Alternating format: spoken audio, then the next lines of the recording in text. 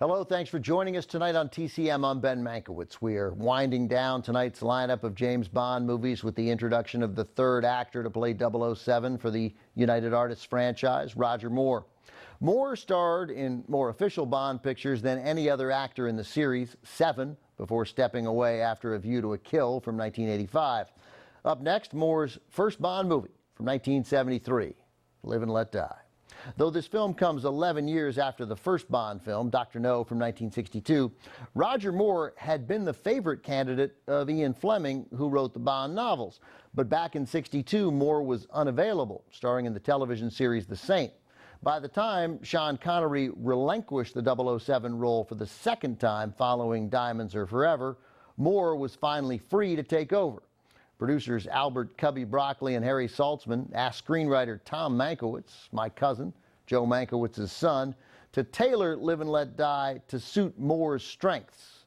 Cousin Tom, who co-wrote Diamonds Are Forever and The Man with the Golden Gun with Richard Maybaum, knew Moore could never come off as threatening as Connery, so Tom presented Moore as a nice guy secret agent with a lighter touch and, significantly, a wittier approach to disarming villains and charming women. The villain in Live and Let Die, played by Yaphet Kotto, is a Caribbean dictator, Dr. Kananga, somehow tied to a heroin dealer in Harlem known as Mr. Big.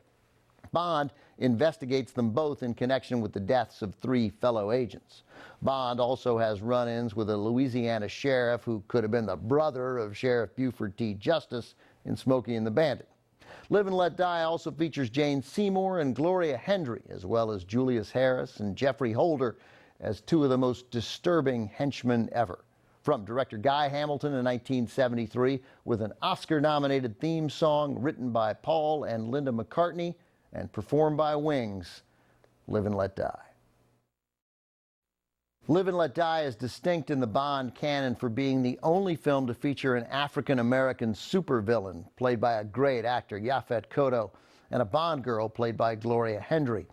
But shamefully, Kotto was not allowed to promote the movie.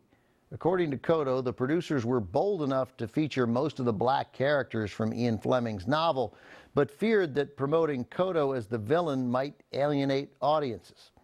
As for Roger Moore, when he made Live and Let Die, he was best known for his television role in The Saint. Moore had a big target on his back following Sean Connery, particularly since George Lazenby had struggled in his attempt to replace Connery. Or at least the perception at the time was that Lazenby struggled. Critics, and maybe the audience, felt ready to declare that Bond without Connery was dead. According to one critic, Moore's saintly feet fit comfortably rather than impressively into Connery's discarded shoes. Despite any critical misgivings, audiences embraced Moore from the start, and he remains the actor who has played Bond most often inside the franchise, playing him 7 times. Connery has also played Bond 7 times, but one of those, Never Say Never Again, is separate from the Broccoli-Saltzman Bond movies. Up next, we have Roger Moore's second outing as 007, taking on a villain played by Christopher Lee.